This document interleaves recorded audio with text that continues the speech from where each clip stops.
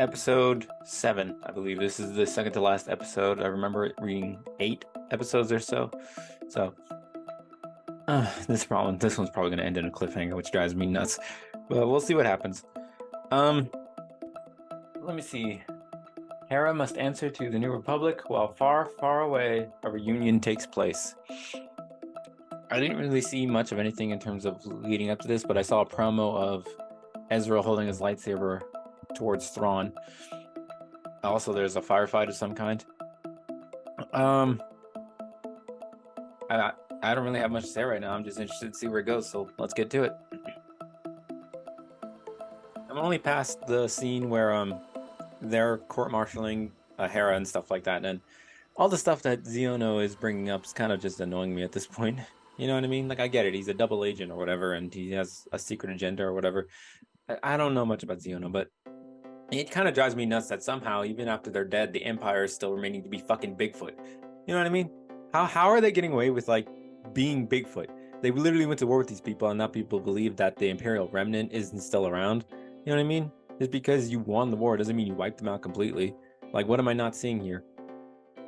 And, like, the thing is, I haven't heard the word Imperial Remnant in a long time. Last time I heard it, that was in, like, Jedi Academy and Jedi Outcast and stuff like that. But, like, what drives me nuts about it is that Xiono, like, I get that he's the bad guy, right? But I can't help but feeling like a bunch of, like, innocent people are, like, believing his crap, which drives me nuts. That's why I get the feeling is like, how is the Empire able to get away with, like, doing mass slaughtering even when they were, like, at their highest point, and some people still don't realize that the Empire is evil and capable of crazy shit? You know what I mean? You know, I can't really fault Xiono for it, because obviously he's doing his job as a double agent and whatever, but I get the feeling that people believe him. You know what I mean? It's a shame. Well, there really wouldn't be a way for them to show Leia Organa or anything like that. But it was nice to see 3PO again. And something I gotta point out, it was actually kind of funny, but it's like the subtitles kind of did something funny here, because when you hear C3PO, you think C and then 3PO. But here's the difference here. You know what I mean? Let me see if I can get it. They did this. The subtitles did that. It's upside down, but it's like, what they did is that they spelled out actually 3PO. You know what I mean? They spelled out the letter 3 and then a PIO in the subtitles. And it's like, who already got subtitling this thing? You know? Like, whatever, dude. But another thing to point out, it shouldn't be that crazy, and, like, it shouldn't be that insane to believe, even if it does sound like a fairy tale. The star whales and all that stuff. I mean, for one thing, everyone said the same thing about, like, the Jedi, when it was like, you know, oh, that's just like old myths and fairy tales. But no, the Jedi turned out to be real when everyone found out about Darth Vader and Palpatine and stuff like that. You know what I mean? Like, Luke would have leaked that, so why is it so fantastical? And even then, the first way Ezra got rid of Thrawn was by star whales and stuff like that. That had to have been reported. So why is it so hard to believe? Again, I realize it's Xiono trying to discredit it, but he should have been told to shut up by this point. You know what I mean? Like, he should have been told to sit down and shut up and just go in the corner and read a book or something, you know? Also, the quick side note here, just a quick distraction, but I just got past the scene where it's like they showed Anakin's recording, and she was training to the recording and whatnot. I'm looking in her closet and I see training remotes, the recordings, and then a bunch of what look like lightsaber hilts. Why does she have so many lightsaber hilts? Who's she saving them for? What are those, her trophies? I just see, like, about 50 million different lightsaber hilts, and it's like, what does she need those for? I just thought it was something interesting to point out. Okay, I'm heading into, like, the rising action of this episode here. Let me get in the camera. And, you know, the choreography when it comes to the fights is okay. And even, like, the choreography with Baylan is way better than the first time where I saw him fight. You know, it's actually effort being put into this choreography.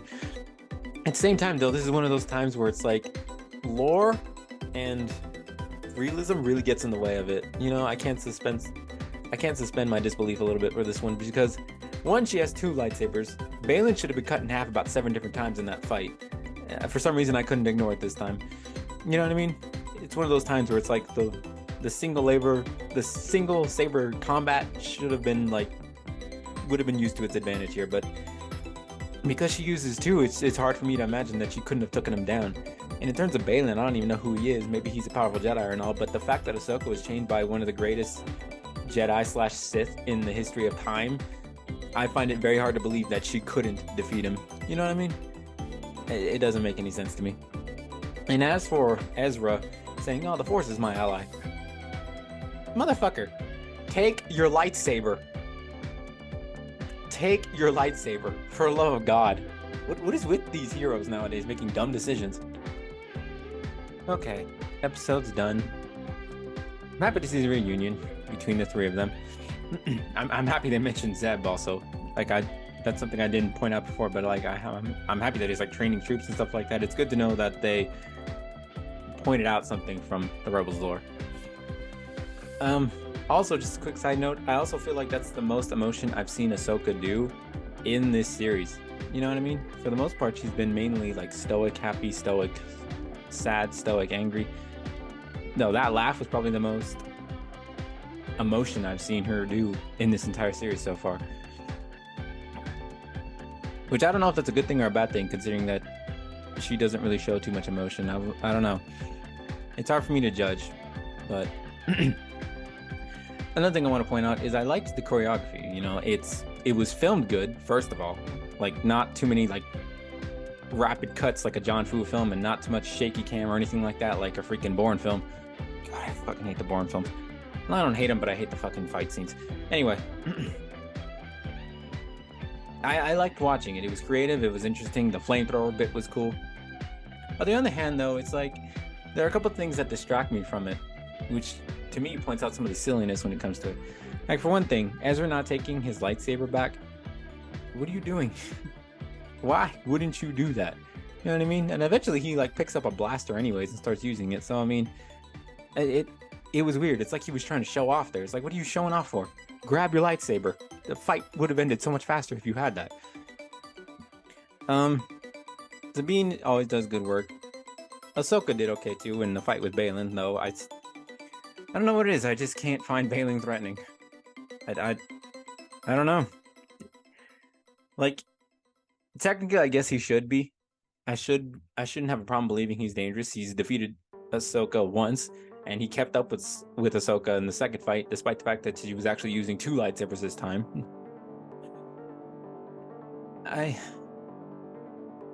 But I still don't find him threatening. You know what I mean? I don't know. I need to see him do something. And winning a sword fight with Ahsoka and then fighting to a stalemate isn't enough for me. You know what I mean? As opposed to Shin. Shin's actually doing something, you know? She's always attacking. It makes me at least realize she's a constant threat. Balin, not so much. You know what I mean? Another thing is that, I don't know, I see all these cool weapons that they've been using so far and all these tools they could have utilized. And then you got the, I don't know what they're called, the Yodi or something like that, using rocks and stuff like that, akin to the Ewoks. But then, for some reason, they made the Ewoks look way more threatening than they were, which I can't believe I just said out loud. But the Ewoks were somehow more damaging to Imperial troops than those things were, and they were basically using the same weapons. I couldn't just believe the words that came out of my mouth. There's a lot of silliness, and I don't want to say like unrealism, but realistically, that there would have been like other scenarios that they could have used here. You know what I mean? I think it's too late in the series to be doing like fancy choreography. On the other hand, though, it was a joy to watch. You know, just some things I couldn't always like focus on it.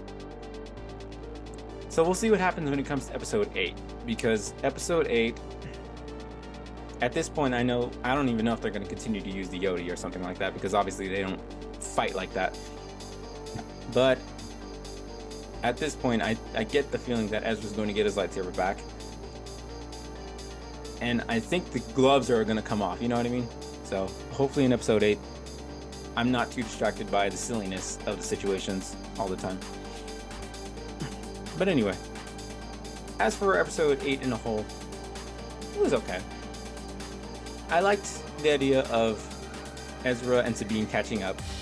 I liked the reunion of the three and whatnot. It was cool to see 3PO. It was a nice touch. It was nice to, you know, not really see, but like hear from Leia in a sense. And it was nice to hear from Zeb. Fighting was okay. Could have been a little better, but it was okay. I still think episode 5 though was probably the best episode of the series so far, so we'll see if that changes with episode 8. Episode 8 should be the finale, and I'm looking forward to it. Until then, later.